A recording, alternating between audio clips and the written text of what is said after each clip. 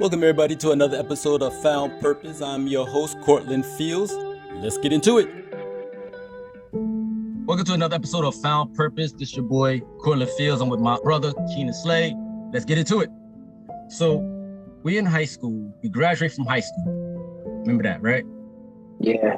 That probably is one of the best times of our lives right there when we graduated, because we didn't think we were going to make it. Hell, I know I did. Yeah, you gotta start doing this because me and Jay kept on laughing and crying at the same time. It was like, because it was crazy. Public school, we didn't go to junior high together, but we met back up in high school. It was like everything just clicked. And I was telling Jade how I remember when we was taking, remember 15 bus? I think it was the B10. First time taking the B10 bus. We had to fight. But wait, when we was coming through Albany Projects, walking through, and they started shooting at us, and we had to run to the Oh my God. Listen, we had some rough times. Let me clear some things up real quick. It was always four of us. It was me, you, Jaquan, and it was Octavius. We were like the four musketeers. We went to public school. Again, we didn't do junior high school, but when we got into high school, we all clicked. We were like the light-skinned brothers. We were like the DeBarge family. We had some great times. We had some rough times. And I'm going to get right into it. Losing both of those guys, I mean, it was hard. It was like you're losing a part of yourself. Right. Because whenever you saw Rev or whenever you saw Keenan or whatever you saw Jay or Tavis, it was always one of us. If it wasn't all of us, it was always two of us. You always caught us together. And to lose that, your brother, but you're losing yourself. You're losing a part of your heart. Not knowing that you can't turn over and talk to that person again, it was rough. It put us all in a dark place. They didn't pass away the same time. It was like years apart, but it's still rough to talk about. When Jay passed away, I think I confided more into you. Right. I didn't have to speak to you every day. As long as I spoke to you, as long as I saw that you were doing good, I was fine. You trying to arm me? Yeah. Yeah, I did. Yeah. And your ass Because I couldn't go. But it was a crazy time. At that age, we didn't understand. Well, you still don't understand that. But at that time, it was just confusing time for everybody, especially with us being on vacation when it happened. Right. So let's take it back to the day of y'all down south. Yeah. So we were on vacation, and I had seen Jaquan that night before. We were at my aunt's house, and I was going out. I was messing with a young lady, and I was telling him, I'm like, yo, let's go out. Come go out with me. He was like, nah, I'm gonna stay in the house. He was supposed to get his car the next day. So I'm like, come on, come go out with me. Come go out with me. He like, nah, I'm staying in the house. So me and him, we back and forth with each other. I ended up leaving him at the house at my aunt's house, and I ended up going to Washington, North Carolina, where I was dealing with the female. I ended up staying with her that night. Right. And I could just remember I heard a car coming down the street, mid-sleep, and I hear a car, and he bumping the horn. And I look out the window, and I see my dad driving down the street, and he pulls up, jam on the brakes. He jump out the car, and he's crying. I'm like 8, 9 o'clock in the morning, so it's like real foggy. It was a gloomy morning. It was crazy. So he walks in the house. I never forget this. He said, Jay dead. I'm like, what are you talking about? And I'm trying to put my clothes on. Man, Jay dead. Man, Jay died. And I'm like, calm down. What's going on? He like, come on, I got to get you and take you to the hospital. And I get in the car, and I have never seen my dad cry, ever. So I'm like, yeah. And it's still like, damn, am I dreaming? Like, is this for real? Right. So I'm in the car, I'm in the passenger seat, and he just driving, man. He just driving. And it felt like it took us forever to get to the hospital. So we pull up in front of the hospital, the emergency side, and I see my mother, my aunt. So as I'm walking now reality is starting to hit me. This is too real not to be. Yeah, so I walk in, so she's like, everybody's looking at me, so I'm just like, yo. So they pushes me, they trying to get me to go where Jay's laying at. So I ended up walking in there, but I could just see the lower part of his body, like his underwear, and I could see like his stomach. And then I turned around and I walked back out and I broke down. And I was like, yo, this is real. And again, though, it hit me, but it didn't hit me. It didn't hit me until like that following week where I started missing him. Like I started missing my best friend. So it didn't really hit me because it still felt like it was a dream, but was a rough time, man. It was crazy, and then it was just, again though, you lose a part of yourself, and I felt like I couldn't communicate with anyone. I felt like nobody understood me. I couldn't talk to anybody. I mean, I can talk and laugh and joke with you, but I felt nobody will understand how I'm feeling or what I was going through. But at the same token, you were going through the same thing. Yeah. Because you might not have been there, but the love and the respect and the bond that you and Jay had, because y'all both had the same head. Shut up. You always gotta go there. It was a different type of feeling, and my day one brothers like yourself and Octavius, like I know it was rough because you guys weren't there. You had to get it through somebody, which that hurt even more. So it was definitely a rough time for us. Right. Jade had called me. I remember it was like a Saturday. Jade called me and she told me. And what I thought was he got hit. And I was like, who did it? And it was like asthma. I would think anything else, but that did not come to my head. Yeah. Having an asthma attack. And we all know that he had asthma. He used to always try to play basketball or something like that, or try to run, and he could trash. He was trash in basketball. Okay. You know, but you'll see him take out his asthma pump and try to take a few pumps. But that was the furthest from my head. Mm-hmm. But for you, I remember just seeing you, and it was like I saw you, but I didn't see you. You were not there. You was physically there, but you was not there. And I remember all I could do is just sit with you. Mm-hmm. It was like, as long as we was together and we sat there, that's all we could do is just sit there, because it was like numb. Yeah, it was crazy. And the story that I got, my sister definitely, she was in a rough time because she was actually there. So when he had the asthma attack, sleep on the couch, and he was trying to use the asthma pump and it wasn't working. And then, I don't know, because he wasn't getting no oxygen, so it was shutting down his system. So he went blind. I didn't know that. He went blind. He was saying he couldn't see. They was trying to get the asthma machine going. They was trying to get that going. And then my sister was like, yo, she knew that Jay was going because of the weight. I guess he must have collapsed or whatever, and I guess he must have, died or whatever. She felt how heavy he was. Like, they couldn't lift him. We were like, what, 105, 100 pounds soaking wet?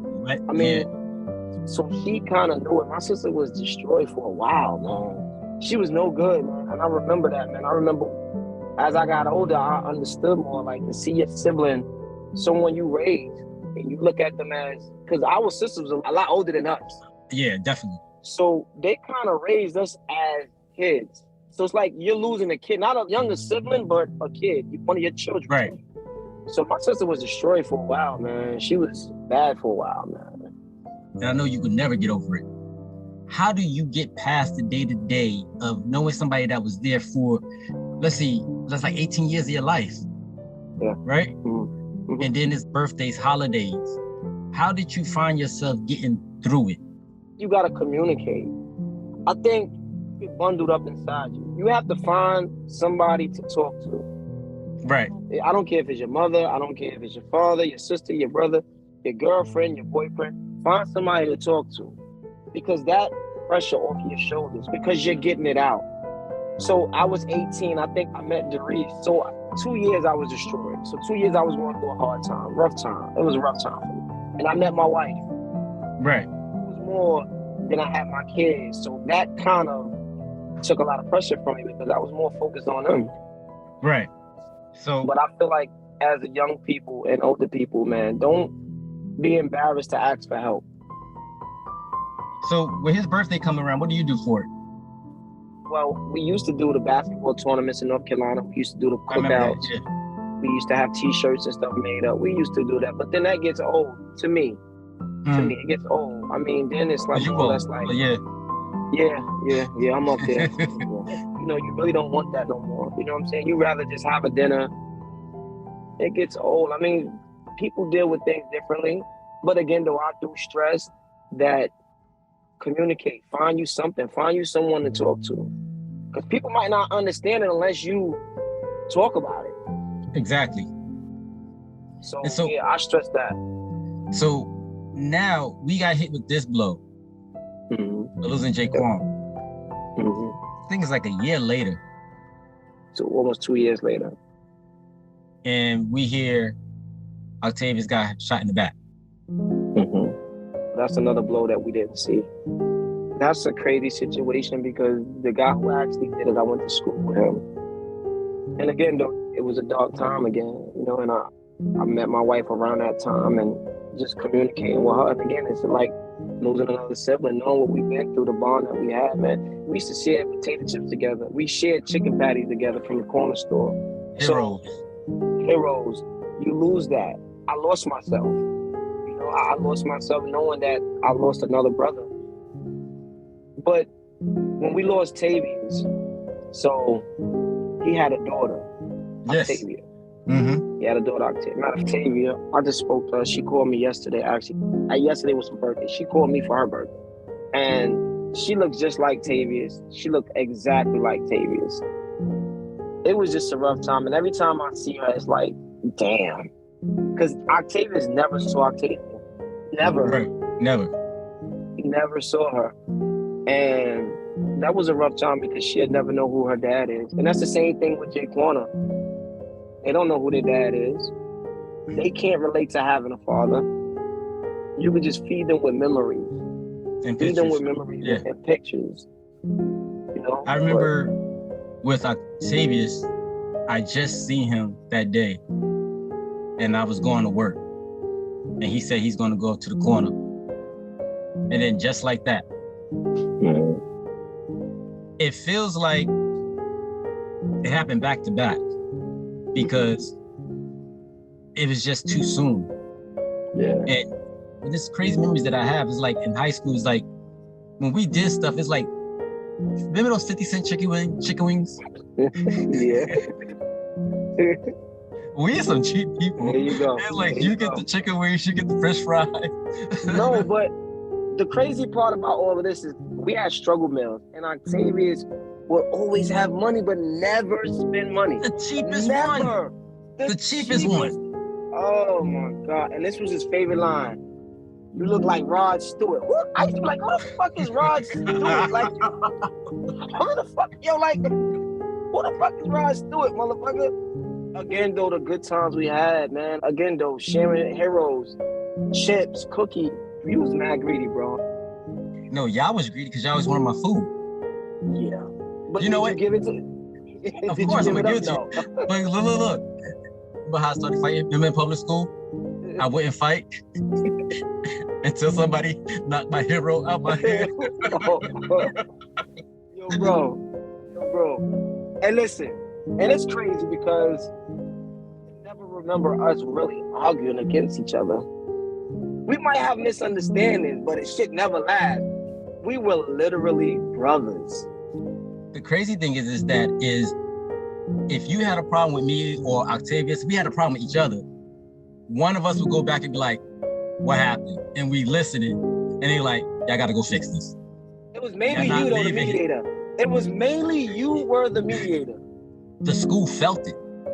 If we wasn't together, the school felt it. It was like, what's wrong? It's like the dynamic just changed. Nah, y'all gotta fix this. I could feel a shift. Nah, something's wrong. And it'd be something crazy. Be like, are y'all really arguing over this? Yeah, it was crazy, man. When we had listen, if I had to go back and do something over, it would be nothing. It would be, I mean, far as with them passing, I probably would try to spend a little bit more time. But just the upbringing, just us, the closeness, the bond that we had, and it was awesome, man. I loved you guys. Not that I still love y'all. I hate you, but I do miss my brothers. It's unfortunate that I'm in another state and you in a different state, but I mean, we get older, we choose different paths, and I'm definitely proud of what you got going on. Thank you. But yeah, man, we had a great growing up. I mean, despite where we came from, that's a whole other show. But I'm really proud of the person, the man that you have become. You have beautiful kids. You raised them great. Man, them little bastards get on my nerves. Y'all think I'm worse. And this is me telling you about you. I don't need you to tell me about me. Okay? We ain't talking about my kids. But yeah, man, I'm proud of you, bro. And yeah, you're doing your thing, man. If there's anything I can do for you, you just let me know. Because, I had anxiety with this whole thing you got going on. I don't really like being on the phone. I was like, yo, it's just me and you just talking. It's like, it's nothing, because this is what we do all the time. You know what I mean? Yeah. And like you said, we don't have to talk every day, because we never was the type of people to talk every day. It was like our actions always show. And I was telling Jay, I remember not the prom, but the high school reunion. And you asked me, was I going? And I was like, if you go, I'll go. And I remember me and you both looking at I guess wherever they had it at, and we looked at each other, and I was like, I'm not doing this no more. And you was like, me, because it was just too much, because they wasn't there. And it's like, why am I here? Yeah.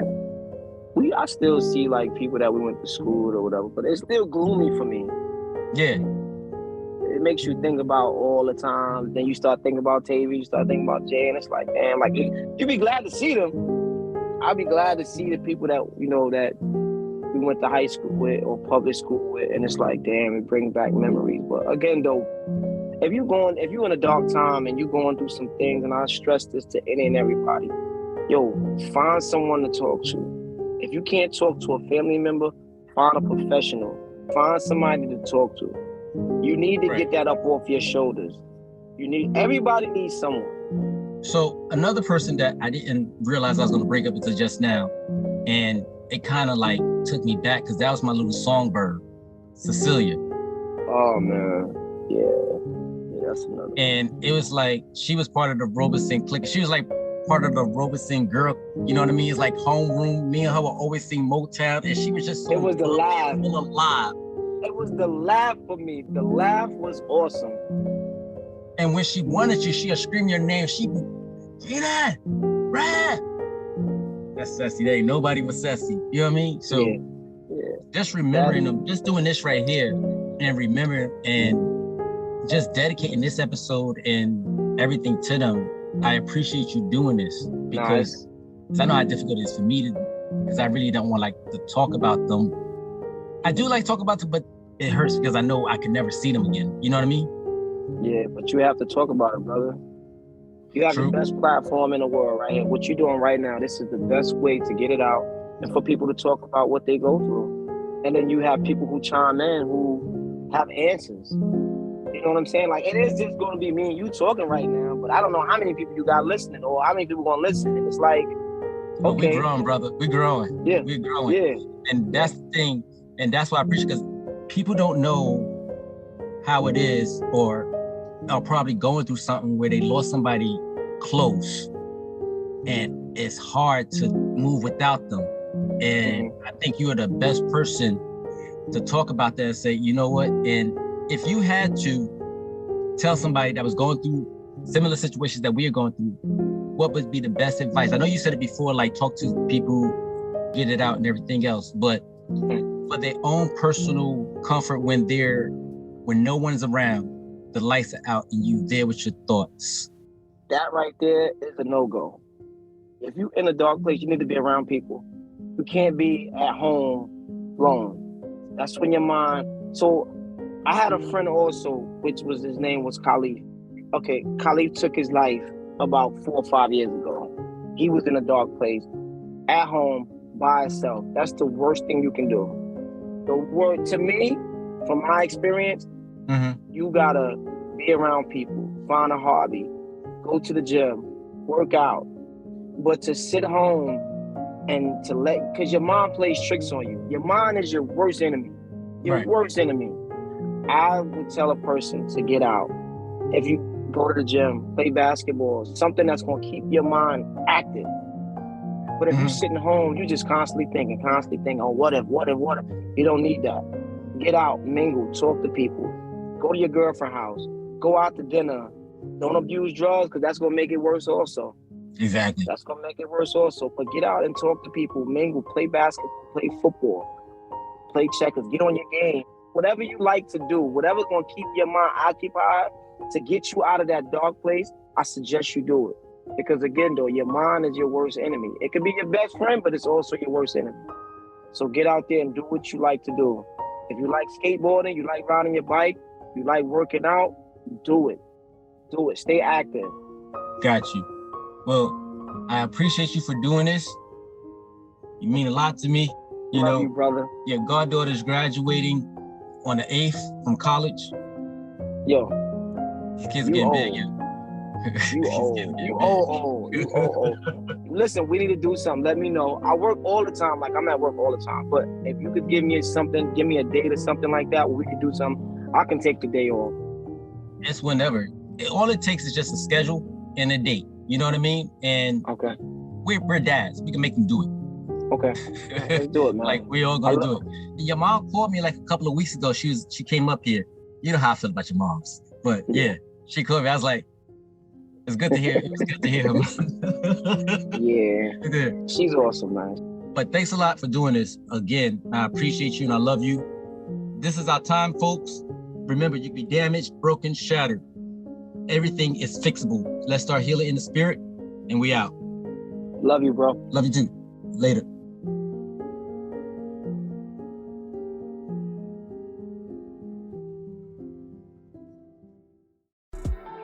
This has been another episode of Found Purpose. Remember, your spirit is never too broken, shattered, or damaged where it can't be fixed. Put God first and everything is fixable. Let's start healing in the spirit.